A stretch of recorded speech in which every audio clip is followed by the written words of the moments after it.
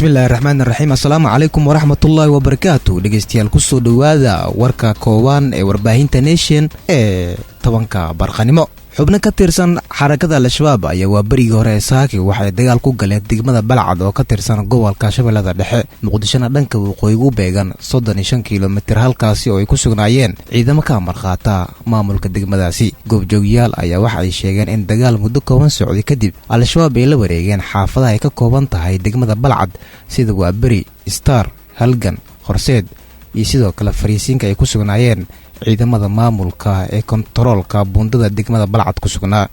intuu dagaalka socday ayaa hoobiye waxa uu ku dhacay qoys degan xaafadda waa Bari Star, waxaana ku dhaawacmay 5 ruux oo 2 ka mid ah uu dhaawacooda daran yahay, kuwaasi oo isla saaki loo soo qaaday magaalada caasimadda ee Muqdisho.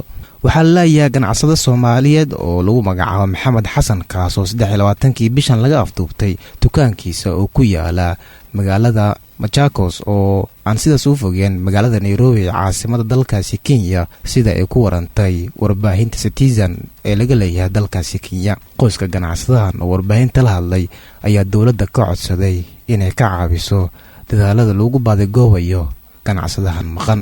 ugu dambeyntiina qaramada midoobay ayaa sheegtay in 2 ka mid ah shaqaalaheeda ay ku xiran yihiin tan iyo bishii November ee la soo dhaafay magaalada Sanaa ee caasimadda dalka Yemen oo gacanta ugu jirta kooxda Xuutiyiinta ee ka dagaalanta dalkaasi Yemen. bayaan ee qaramada midoobay soo saartay ay ku muujisay walaaca ay ka qabto xaaladda 2 shaqaale ay ku sugan yihiin.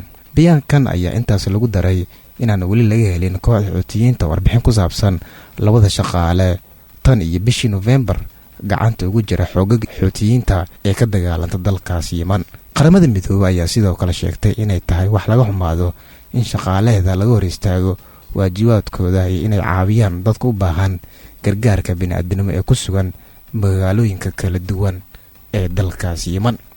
warkii saacadda ee 10 barqanimo warbaahinta Nation FM wanaag intaa dhegeystayaal.